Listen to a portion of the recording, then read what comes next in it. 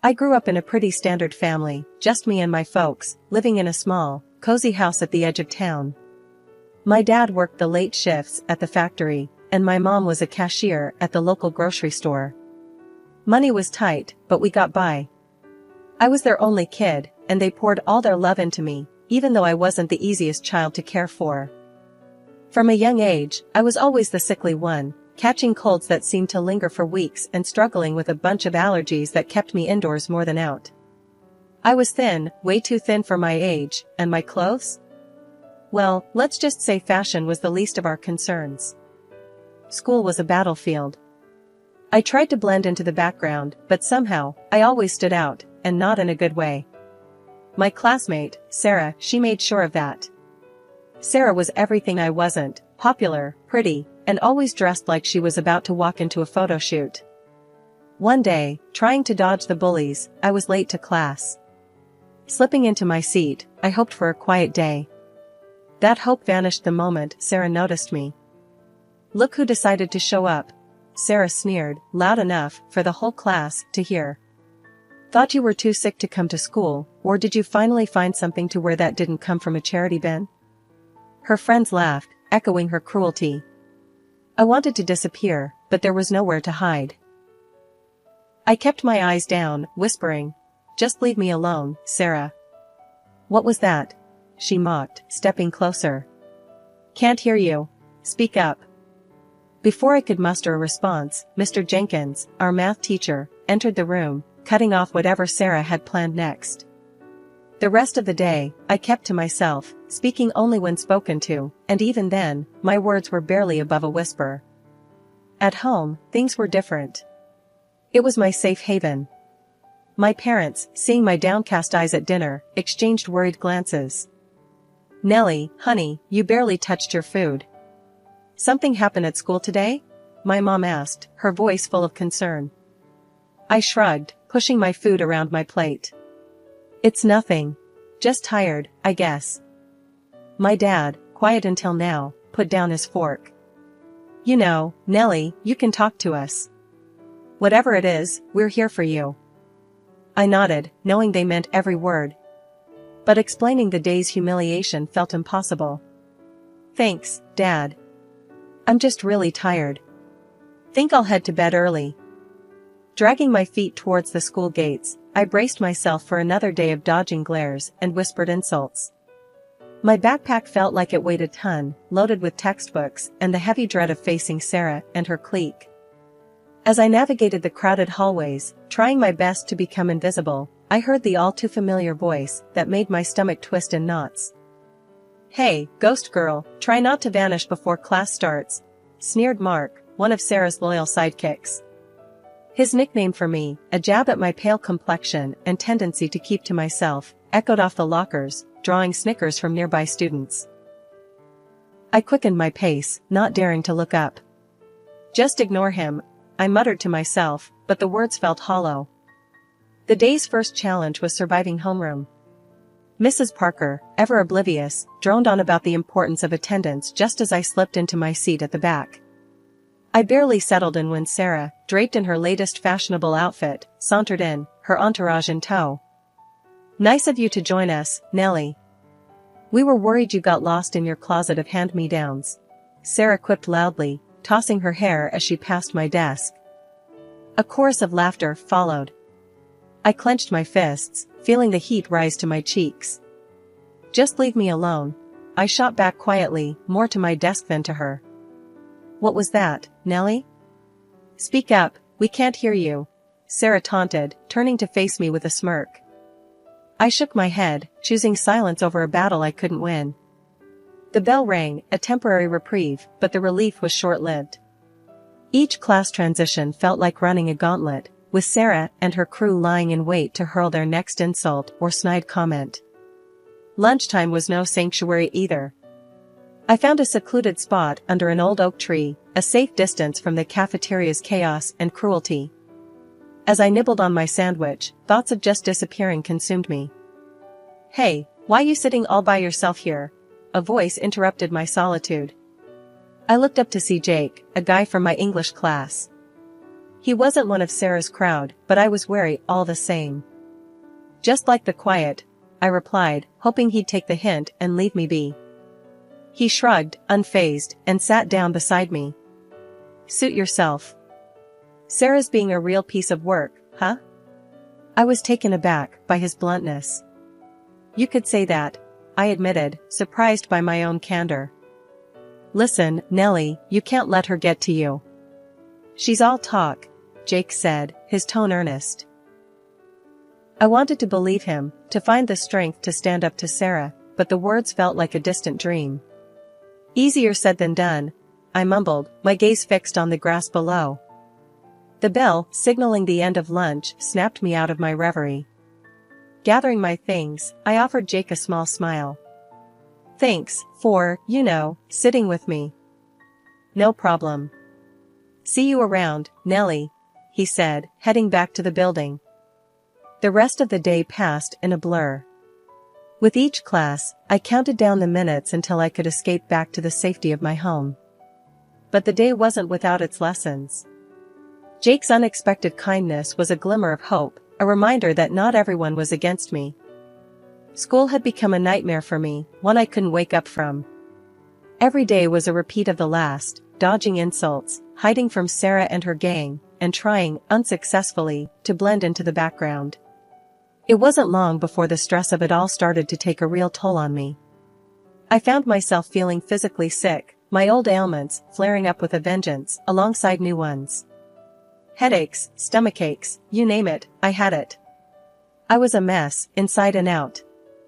One evening, I was curled up on the sofa, a blanket wrapped around me, trying to shake off the latest in a long line of migraines when Grandma came over. She had this way of seeing right through you, and that day was no different. Nellie, this isn't just about being sick, is it? She asked, her voice soft but firm. I tried to shrug it off. I'm fine, Grandma. Just tired. She wasn't having any of it. Nonsense. You're sick, yes, but it's not just physical, is it? It's those kids at school, isn't it? I hesitated, then the floodgates opened. I told her everything about Sarah, the bullying, the constant dread that filled my days. Grandma listened, her expression growing more concerned by the minute. When I finished, she sighed deeply. Nellie, your body is reacting to your stress and anxiety. It's making you ill. All these problems with your classmates are affecting your health. I was stunned. Could my being bullied be the reason I was always sick? Seeing my confusion, Grandma explained further. Stress can have a real, physical impact on your body. It's important we address not just the symptoms, but the cause as well. The next day, Grandma sat down with my parents and me to discuss a plan. It was clear that continuing to attend school wasn't an option, not if things stayed as they were. After much discussion, my parents decided to switch me to distance learning. It was a big change, but one that felt necessary. The difference was night and day. Away from the constant harassment and anxiety, I started to heal. My headaches became less frequent, my stomach settled, and I found myself actually able to concentrate on my studies without the looming shadow of Sarah and her taunts. I was sitting at the kitchen table one afternoon, working through a set of math problems, when Mom came in to make a cup of tea. She watched me for a moment, then said, "You seem different, Nellie. Better. Happier, even." I hadn't really thought about it, but she was right. "I guess I am," I admitted. "It's weird not having to worry about what's going to happen at school every day." Mom nodded, a relieved smile spreading across her face. "I'm just glad to see you feeling better. We should have done this sooner." The transition wasn't without its challenges. I missed the few friends I had, and adjusting to a new way of learning took time. But as days turned into weeks, and weeks into months, I found myself grateful for the change. For the first time in a long time, I felt like I could breathe. One morning, as I logged onto my first virtual class, my mom knocked softly on my door. "Nellie, you okay with this? Missing your friends?" she asked, peeking in with a concerned look. I paused, considering. "Kinda," I admitted. "But it's better than before. At least I can focus now." She nodded, her eyes softening. You just shout if you need anything, okay? I'm right downstairs. As the days turned into weeks, I found a rhythm to my new routine. The subjects I used to struggle with began to make sense, thanks to the absence of distractions and the patient guidance of my online teachers.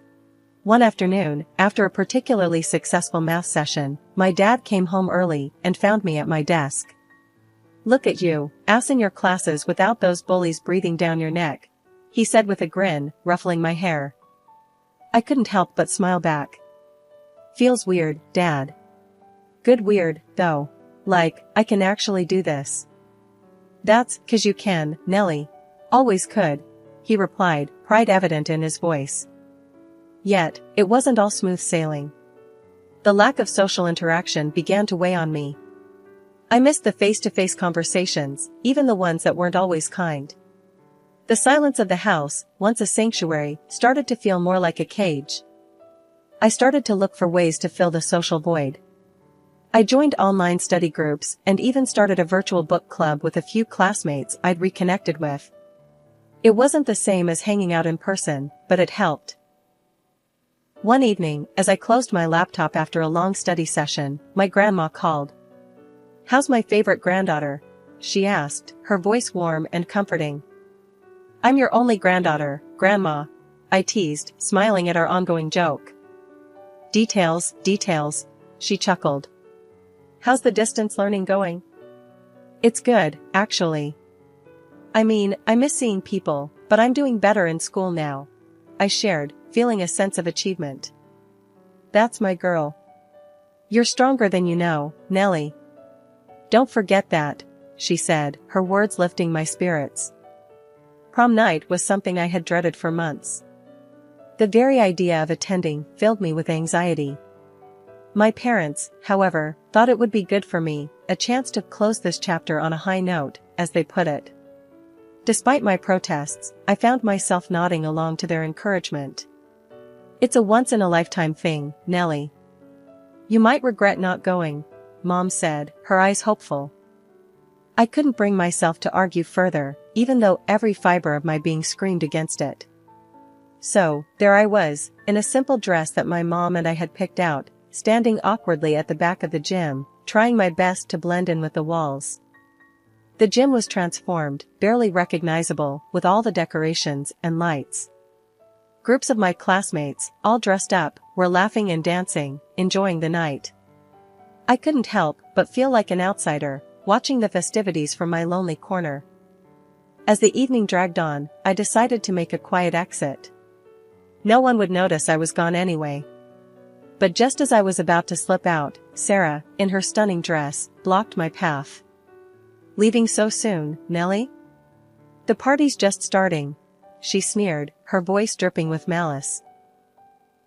I tried to step around her, but she shoved me back, a little too forcefully. Watch where you're going, she hissed, her eyes gleaming with cruelty. The sudden push caught me off guard, and I stumbled, drawing the attention of those nearby. In seconds, I was surrounded by Sarah's friends, their laughter piercing the loud music. Look at her, can barely stand straight, one of them mocked, pointing directly at me. Sarah leaned in closer, her voice loud enough for her circle to hear. Guess some things never change, huh, Nellie? Always the clumsy one. I felt my cheeks burn with embarrassment and something else, anger, maybe, or just a deep, aching sadness. Just leave me alone, Sarah, I managed to say, my voice shaky, but loud. Oh, I will, don't worry. Wouldn't want to ruin my night by spending another minute with you, she retorted, her words like daggers. The group's laughter followed me as I turned and ran, not stopping until I was safely outside, away from their taunting faces. Tears blurred my vision as I made my way home, the night air doing little to cool my flushed cheeks. My parents were waiting up when I got home, their faces lighting up at the sight of me. But as they took in my tear-streaked face and the defeated slump of my shoulders, their smiles faded. What happened, honey? Mom asked, rushing over to me. I shook my head, unable to find the words to explain the humiliation and hurt. I just want to forget tonight ever happened, I whispered, the tears starting again as I let my parents wrap me in their arms, their concern and love a small comfort in the face of my pain. After the prom disaster, I was more than ready to put high school behind me. College was my chance to start fresh, to be someone new. I chose to study medicine, driven by a deep-seated desire to help others, maybe even understand a bit more about my own struggles through learning about the human body and mind. My first day at medical college felt like stepping onto another planet. Everyone was buzzing with excitement, talking about classes and future careers. I found myself outside the main lecture hall, clutching my schedule, when a girl next to me said, "Hey, you look lost too. First year?" "Yeah," I replied, grateful for the conversation. "Nellie," I introduced myself. "I'm Zoe." "Nervous?" "Terrified," I admitted with a laugh. Zoe and I stuck together, finding our way to the lecture hall. Sitting down, I felt a nervous excitement bubble up inside me. This was it, my chance to really make something of myself. As weeks turned into months, I started to come into my own. I was doing well in my classes, even making a few friends. Zoe and I became inseparable, studying together and encouraging each other through the tough exams and endless assignments. Our hard work paid off, and I found myself thriving in a way I never had before. The subject of psychosomatic medicine particularly fascinated me, the idea that the mind could have such a profound effect on the body. It resonated with my own experiences, and I dove into the research with a passion. One day, after presenting a paper I'd written on stress and its physical manifestations, my professor pulled me aside. "Nellie, your work is impressive. Have you considered specializing in this field?" I was taken aback. I hadn't really thought about it. He nodded thoughtfully. "Think about it. You have a knack for understanding the complexities of the human mind and body. It's a rare gift." His encouragement bolstered my confidence, and I began to see a clear path ahead of me. I was going to use my past, my struggles, and turn them into something positive. I was going to help people heal, not just physically but emotionally too. As the years passed, I graduated from medical college with honors, my sights set on specializing in psychosomatic medicine. My family was proud, and I, for the first time in a long time, was proud of myself too. I had turned my life around, and I was ready to face whatever came next with a newfound strength and determination. Zoe hugged me tight on graduation day. "Look at us, we made it." "Yeah, we did," I said, smiling. "Here's to new beginnings." And as we threw our caps into the air, I felt a sense of closure. The hurt and isolation of my past were behind me. Ahead lay a future full of possibilities, a chance to make a real difference. And I was ready for it, more ready than I'd ever been. After pouring years into researching the profound effects of psycho-emotional stress on the body, my work started gaining traction. I'd written extensively on how the turmoil of our minds could physically manifest, leading to real, often severe health issues. Stress, anxiety, the grind of daily life, it all could lead to negative reactions within the body, spiraling into chronic conditions. What fascinated me most was finding ways to reverse or manage these effects by addressing the root, the mind state. This journey of mine caught the eyes and ears of the medical community. Invitations flooded in, asking me to share my findings with peers, specialists, and even skeptics. It wasn't long before my name became somewhat of a buzzword in medical circles, a symbol of a fresh perspective on holistic healing. My big break came when I was invited as a speaker at the annual health conference. The topic I chose, the mind-body connection, psycho-emotional stress and physical health, struck a chord. As I spoke, I could see the realization dawn on many faces. This wasn't just theory, it was reality affecting countless lives. I walked off that stage to a sea of applause, my heart racing not from fear, but exhilaration. I'd overcome my dread of public speaking, facing down an auditorium packed with professionals, and I'd held my own. The buzz from my presentation didn't just end with applause. Post-conference, an invitation came my way that would have seemed unimaginable years ago, a dinner with the who's who of the health sector. Government officials, insurance bigwigs, clinic heads, and industry specialists, all were to be there. As the day of the dinner approached, a mix of excitement and nerves took over. This was more than just a meal, it was a networking goldmine, a chance to discuss potential collaborations, to take my work to the next level. I stood in front of my mirror, makeup in hand, determined to look my best. I wasn't just representing my research, I was representing myself, my journey. I chose my dress carefully, the one that always made me feel confident and at ease. As I applied my makeup, I allowed myself a moment to reflect on the significance of this evening. It wasn't about looking no worse than the other women there, it was about feeling my best, about walking into that restaurant with my head held high, knowing I belonged. At this elegant dinner, surrounded by the health sector's elite, I felt like I was finally where I belonged. Compliments flowed my way, each one boosting my confidence more than the last.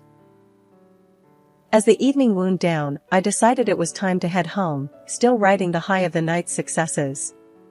But as I made my way through the hallway, a familiar voice stopped me in my tracks. It was her, Sarah, my high school nightmare. "Wow, look at you. Finally figured out how to dress, huh?" Sarah's voice, laced with that same condescending tone, filled the space between us. I turned to face her, finding her just as beautiful and just as arrogant as she'd been back in school. The years had changed us both, but it seemed her spirit remained untouched by time. "Long time no see, Sarah," I said calmly. Sarah laughed, a sound that once would have sent me spiraling into anxiety. "Seriously, though, how much did you have to borrow to afford a night here? This place isn't cheap." I met her gaze, steady and calm. The fear and insecurity she once inspired in me had long since faded, replaced by a strength forged in overcoming and succeeding, despite people like her. Before I could respond, the organizer of the dinner, Mr. Thompson, approached, his concern evident. "Is everything all right here?" he asked, looking from me to Sarah. I nodded, offering him a smile. "Yes, thank you. Just catching up with an old classmate." Sarah, fueled by alcohol and unchecked pride, continued her tirade, oblivious to the discomfort she was causing. She even went as far as to bring her husband into the mix, beckoning him over with the promise of joining in on her mockery. However, the moment her husband, who I recognized as the director of a company interested in my research, realized the situation, his demeanor changed drastically. "I'm so sorry," he began, his apology directed at me with a sincerity that took me by surprise. "My wife's behavior is unacceptable." He then turned to Sarah, his frustration boiling over. "Do you realize what you've done? You're jeopardizing important opportunities with your behavior. I've been looking forward to collaborating with Dr. Nellie Stewart here, and you're here making a scene." The sight of him leading Sarah away, her protests echoing down the hallway, was surreal. Moments later, he returned alone, his expression apologetic. "I can't tell you how sorry I am for my wife's behavior," he said, his voice earnest. "I hope this doesn't affect our potential collaboration. Your work is invaluable." After the dinner, as I was leaving, I saw her, my former tormentor from school, sitting outside on the steps, her makeup smudged from tears. She looked up as I approached, her eyes red and puffy. "Hey, can you talk to him for me? You seem to have his ear," she hiccuped, her voice a mix of desperation and vodka. I paused, looking down at her. This was the girl who made my life a living hell back in the day, now asking for my help. The irony wasn't lost on me. "I'm not getting involved," I said firmly. "This is between you and him." "But you're like, doing so well." "He listens to you," she persisted, stumbling over her words. "That doesn't make it my business," I replied, my tone leaving no room for further discussion. I left her there, on the steps, a mess of her own making. Walking home, I couldn't help but feel a surge of satisfaction. I had come full circle, from the girl who was bullied, to someone who stood her ground, unafraid. The news of her divorce came through the grapevine. I'd be lying if I said it didn't give me a sense of vindication. As for me, life was looking up. I had found someone, a man who appreciated me for who I was, someone kind and interesting. We were talking about a future together, something I never thought I'd have. Continuing my work, I felt more motivated than ever. My experiences, both past and present, fueled my passion and my resolve to make a difference. It was a strange journey, but it led me here, to a place of happiness and contentment.